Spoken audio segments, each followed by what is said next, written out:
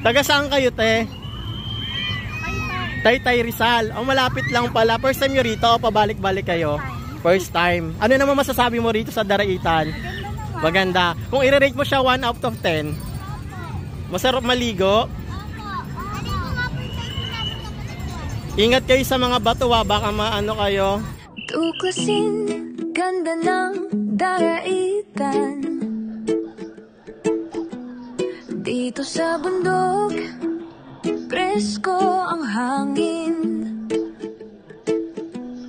May kubo, may tent, mainit ng bonfire. Kasama ang tropa, chill to, walang expire. Sa SJ2 Camp Daraitan, tara na't mag-enjoy.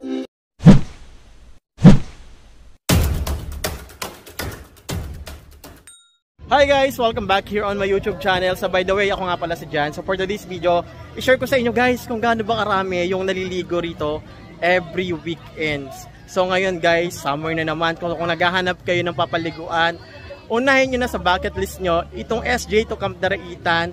Dahil dito guys, talaga namang sulit yung punta nyo. 2 hours lang from Manila, Tanay Rizal. So ngayon nga, mamaya nga ipapakita ko sa inyo kung gaano ba kadami yung naliligo rito sa Daraitan, Tanay Rizal. So kung interesado ka, so please stay and keep on watching. By the way guys, tsaka nga pala guys, kung bago pa lang kayo dito sa aking YouTube channel, so don't forget to support my YouTube channel, subscribe at huwag nyo kalimutan na hit ang notification bell icon on para ma-notify kayo sa mga susunod natin panibagong video na gagawin dito sa ating YouTube channel. So ngayon guys, andito tayo ngayon sa SJ2 Camp Daraitan, Tanay Rizal.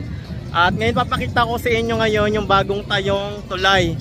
So ito guys, yung tulay na pwede na pumasok yung mga 4 wheels nyo, yung mga motor nyo.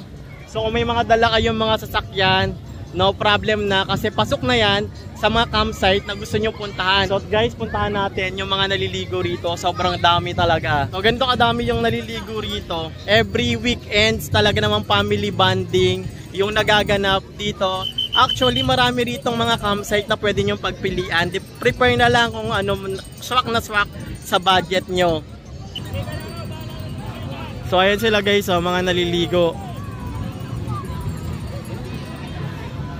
Dalawang side to guys. Meron dito, sa side na to, at saka meron din talaga doon sa side na yan. So, sobrang dami.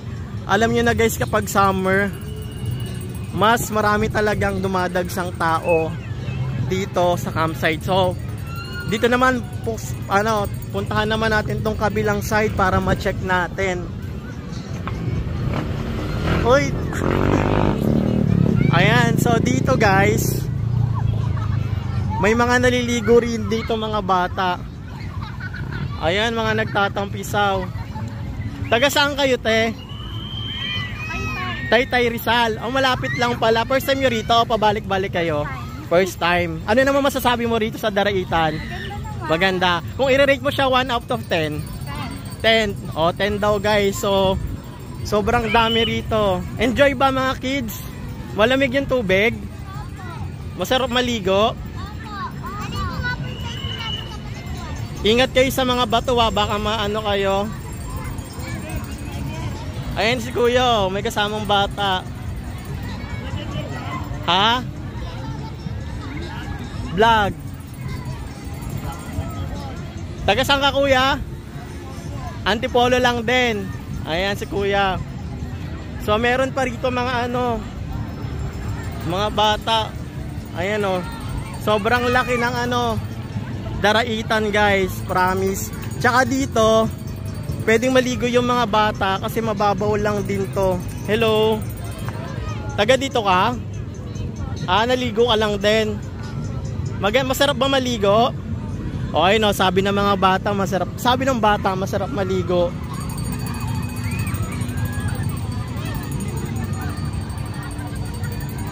Ang daming naliligo rito hanggang sa kabilang dulo. Meron pa nga silang ginawang bato doon, no? Meron dito mga ayan.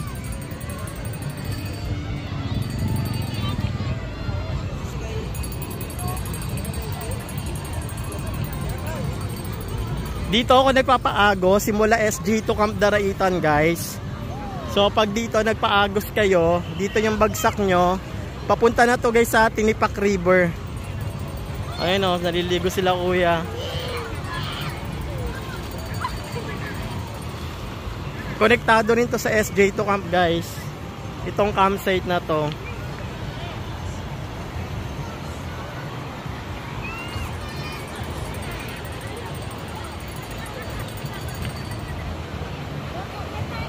Ang lakas ng current dito, medyo delikado yan kasi baka maumpog kayo sa bato.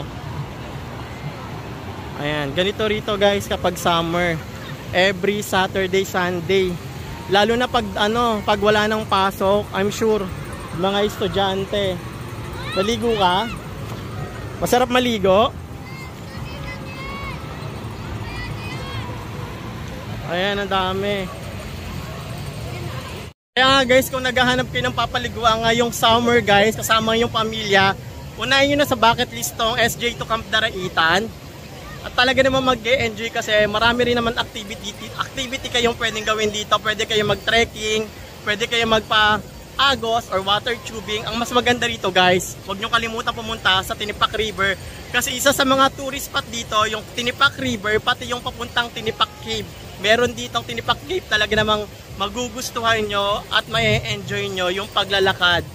So ganito dito guys, sobrang ganda. Tuklasin, ganda ng Daraitan. Dito sa bundok, presko ang hangin. May kubo, may tent, mainit ng bonfire. Kasama ang tropa, chill to, walang expire. Sa SJ2 Camp Daraitan, tara na't mag-enjoy. Tanawin ang bundok, damhin ang agos. May tinig ng ilog, simoy ng hangin. Sa SJ2 Camp Daraitan, siguradong babalik ka rin.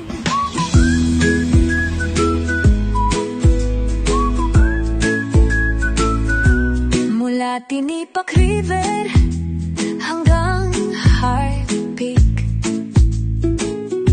lakaran akyatan, di mo to maiwan. Dito sa campsite, kwento'y dumadaloy. Lahat ng pagod, siguradong bumabawi. Sa SJ2 Camp Daraitan, tara na't mag-enjoy. Tanawin ang bundok, damhin ang agos. May tinig ng ilog, simoy ng hangin. Sa SJ2 Camp Daraitan, siguradong babalik ka rin. Kalikasang alagaan habang tinatamasa, walang kasing saya pag dito ka nagpunta. Sa gitna ng gubat, sa tuktok ng bundok, hawak ang alaala, may ngiti sa puso mo. Tara na dito sa SJ2 Camp Daraitan. Sama ka sa trip, isang gabing walang hanggan.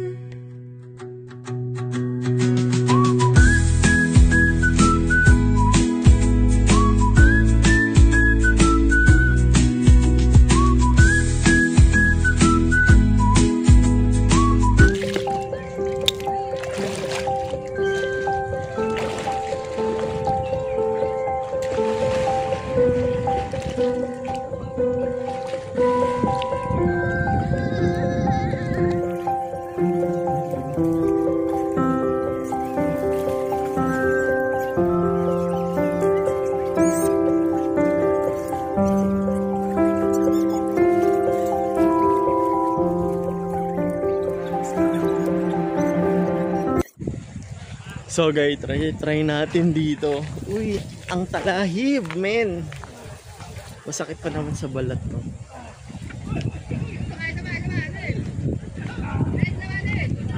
So, sobrang ganda rin dito sa dulo. Ayan, ganito yung view dito guys. Nandun yung campsite natin. Tapos dito. Ayan, ang sarap ng tubig dito.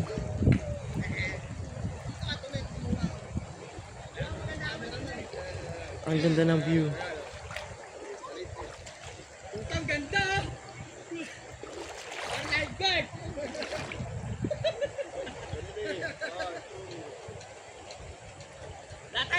Hindi ko alam kung pwede ba sa itong tripod kung water resistant to. So guys, ito yung gagamitin nating sabon. Niacinamide soap with tawas, antibacterial mga be. Ito yung laman niya. Oh.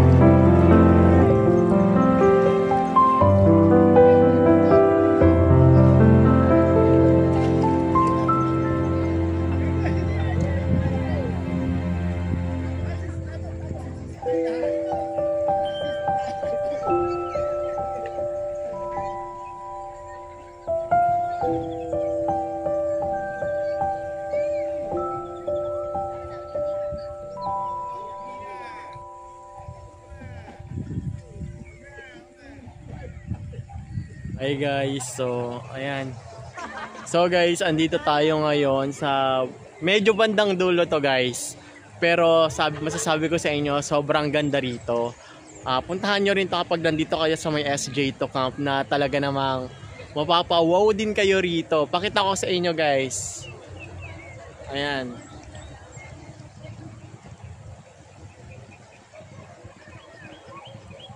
Sobrang sulit din dito guys, promise.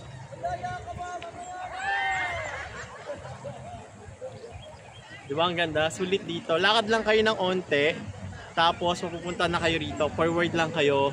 Kasi ito yung bandang dulo. Pagpunta nyo doon, doon yung tulay. So, ayan o. Sulit yung ganda rito. Sobrang lamig ng tubig. At hindi rin gaano mainit yung sikat ng araw. Saktuhan lang para hindi kayo masyado mangitim. Ayan. Ito yung the best talaga rito, yung view. Tsaka yung tubig. Pag may mga bata kayong kasama dito, kasi sobrang babaw lang niya, wala pang tuhod yung tubig. Pero mag-ingat kayo guys kasi medyo mabato, baka matalisod kayo. Maganda na yung mag-ingat tayong lahat, no? Para hindi ma-aksidente. Hi guys, so it's already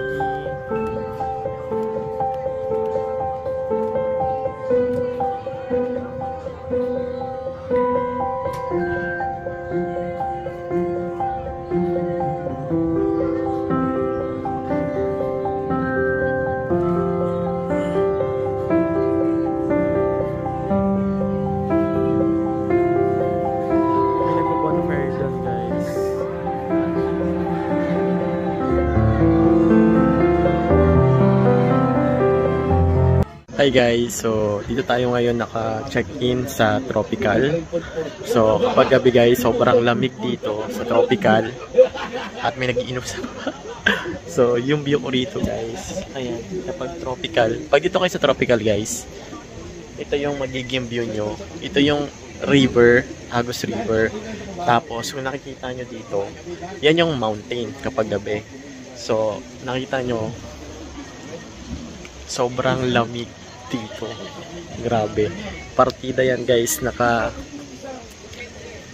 tawag dito? Naka-sando pa tayo Ayan. Sobrang lamig. Pakita ko sa inyo yung room ko rito sa SJ2 camp. So nasa Tropical tayo. 2 stories to. At yung inclusion nito guys, Itong tropical na to, ayan. So, sobrang lamig. Grabe, ang lamig talaga, promise. Hindi ako nagbibiro. Alam mo yung probinsya vibes. Ganito yung probinsya vibes dito, guys. Ayan. Parang malugard dito pag dito hindi. Ayan. So, guys. Ayan. Mag-isa lang kasi ako. Kaya, ayan, one bed na king size, ay queen size bed. Ayan. Ito yung kwarto ko, sobrang laki, diba?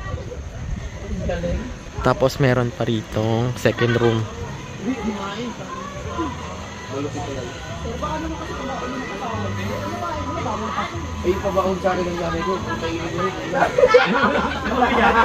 Ito guys yung second room dito. Ito malapit magkain kami. Yung ulam nito ano? Yan. So dito guys, malaki din yung room dito. Ito yung second room ng tropical. Tawag dito guys, tropical house. Ayan. Pag kita nyo ng view doon, ayan yung view dito. Ayan. So pwede kayo mag bonfire doon. Dito naman yung kitchen. So ganito yung itsura dito sa tropical. Tapos yung ilalim nito ay kitchen. Meron siyang kitchen. Meron din siyang CR. Pagdating naman sa utensil guys, meron na, hindi nyo na kailangan ng utensil. Ang lamig. Ayun ako eh. Pag dito kayo mag-check-in, of course, minimum to or maximum ng 15 packs.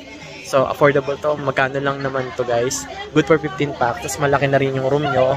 Meron na rin kayong sariling bathroom, sariling CR, sariling kitchen, utensil, meron na rin plato.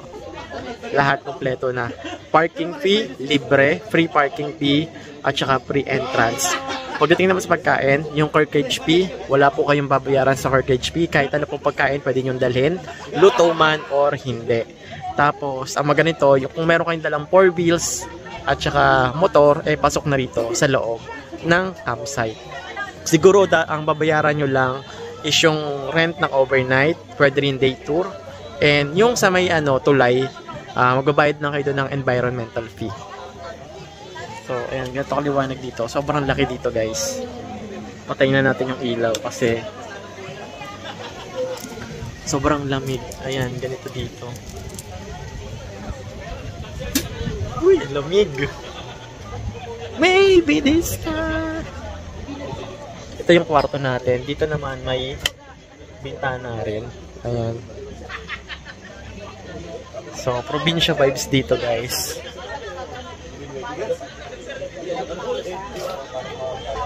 Bukas kasi may magrerenta nito. Dito muna tayo matutulog kasi full tank sila ngayon. So, sobrang laki ng room natin. Oy, mga diwata vlogger. Mga diwata vlogger, baka gusto nyo rito. Sa mga diwata vloggers natin out there. Ayan. Mura lang dito, guys. So, mamaya ko na sasarado tong pintuan. Mag-vlog lang ako dun, guys. So, that's it for today's video, guys. So, if you like this video, guys, so don't forget to click thumbs up.